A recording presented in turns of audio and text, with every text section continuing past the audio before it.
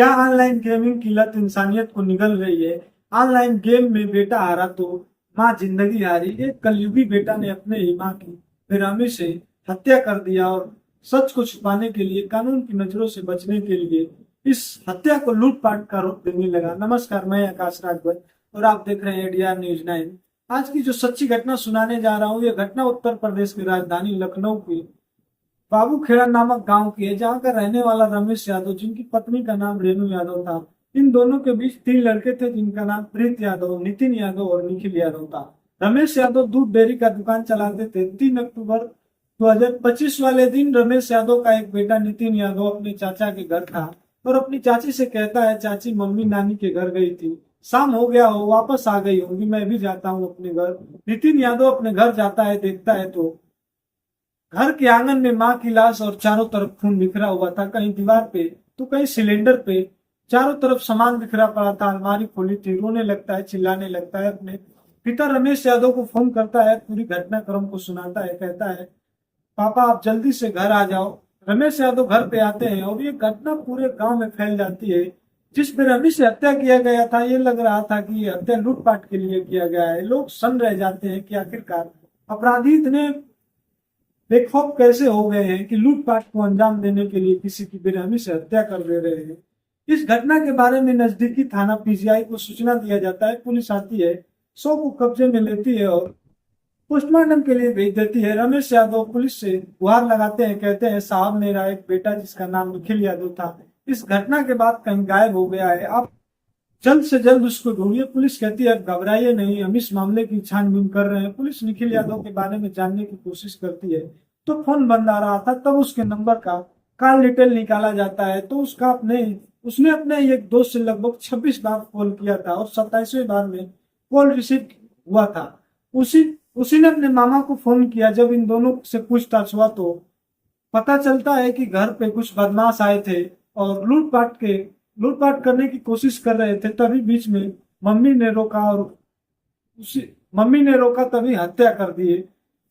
बस वो उनका पीछा कर रहा है। अब पुलिस निखिल यादव की तलाश में जुट जाती है। आखिरकार निखिल यादव कहाँ है, सुरक्षित है कि नहीं। निखिल यादव का पिता कभी अपनी पत्नी के बारे में तो कभी अपने गुमशुदा लड़के के बारे में सोच सोच के रो रो के बुरा हाल हो। कहता है, साहब हमारे बेटे को जल्द से जल्द तलाश कर दीजिए, हमारे बेटे को किसी ने अपहरण कर लिया है। ये घटना चारों तरफ आग की तरफ फैल जाती है। चाहे सोशल मीडिया हो, चाहे अखबार हो, विषय बन जाता है। इसी बीच में फतेहपुर का रहने वाला एक लड़का पुलिस को फोन करता है। कहता है, साहब तूने 3 अक्टूबर 2025 वाली शाम को लखनऊ के चारबाग स्टेशन पे मैं खड़ा था, तभी करीब 21 साल का लड़का मुझे रोते हुए दिखा।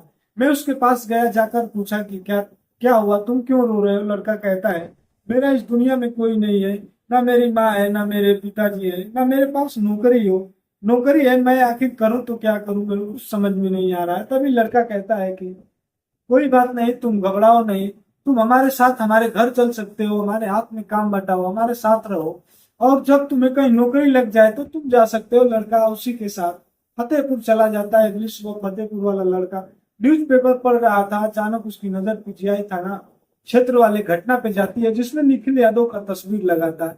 सोचता है कि ये तो वही लड़का है जिसको मैंने कल अपने साथ लाया था। हमें कुछ समझ में नहीं आ रहा था, इसलिए पुलिस को कॉल किया। फतेहपुर पहुंचती है पुलिस, निखिल यादव को लेकर आती है पीजीआई थाने, उससे बातचीत करती है। जो भी कहानी है तुम अपने मुंह से बताओ तो ज्यादा बेहतर रहेगा। सही सही बताना, सही सही कहानी होना चाहिए। इधर उधर की बात करोगे तो पुलिस को सही बुलवाना आता है।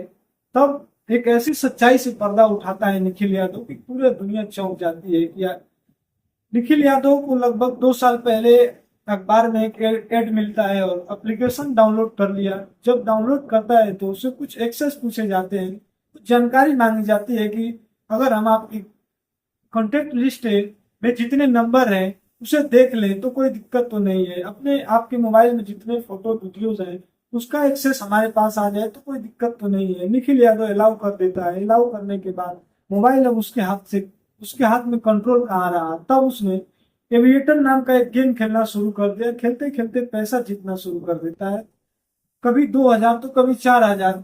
उसे लगता है कि अब घर बैठे पैसा कमाया जा सकता है, अब बाहर जाने की जरूरत नहीं है। लेकिन जैसे जैसे समय बीतता गया आगे बढ़ता गया तो उसको एक इनकम घटने लगती है, क्योंकि गेम हारने लगता है। जब पैसे कम पड़ते थे तो कभी अपने दोस्त से तो कभी रिश्तेदार से पैसे लेता था। ये गेम खेलते खेलते लगभग 1 साल गुजर जाते हैं, उसको पता नहीं चलता है। निखिल यादव लगभग 10 लाख रुपए का कर्जदार हो जाता है। उसी मोबाइल से ट्रांजेक्शन, उसका मोबाइल का ट्रांजेक्शन देखा गया तो लगभग 1 साल के अंदर 50 लाख रुपए का लेन देन हुआ था। उसने अपने महिला मित्र से भी उधार लिए थे। निखिल यादव के मोबाइल में कुछ आपत्तिजनक फोटो वीडियो होता है जिसका एक्सेस उन लोगों के पास था। इसी बीच उसकी आदत पड़ जाती है लोन लेने की। उसने लगभग 6 एप्लीकेशन से लोन लेता है, जिसका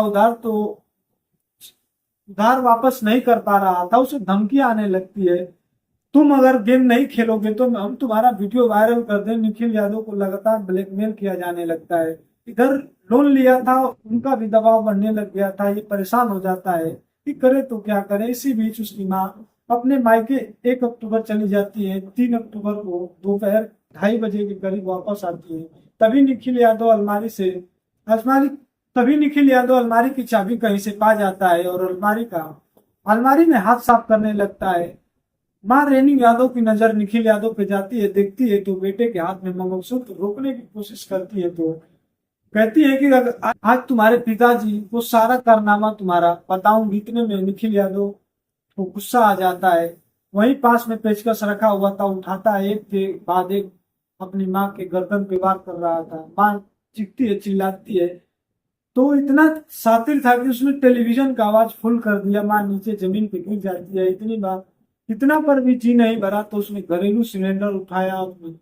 एक एक दो नहीं, लगभग 5 बार रेणु यादव के सिर पे वार करता है। 3 अक्टूबर 2025 को अपनी मां की हत्या कर देता है और जल्दी से अपना बैग पैक करता है, जितना भी ज्वेलरी था, पैसा था, और चारबाग रेलवे स्टेशन की तरफ जाने लगता है, जहां तभी उसे फतेहपुर वाला लड़का मिलता है। ये पूरी वाकया उसके पिताजी को पुलिस सुनाती है। तभी उसके पिताजी को लगता है कि मेरे बेटे को फंसाया जा रहा है। जब बाप और बेटों को आमने सामने लाया गया तो रमेश यादव ने पूछा कि ये पुलिस जो कह रही है वो सच है। उसने कहा कि जी पिताजी, ये पुलिस जो कह रही है सही कह रही है। बस इतना सुनते ही पिताजी टूट जाते हैं, कहते हैं कि मैं पुलिस से मांग करता हूँ कि इसको फांसी पे तब तक रखा जाए जब तक इसका सांस थम न जाए।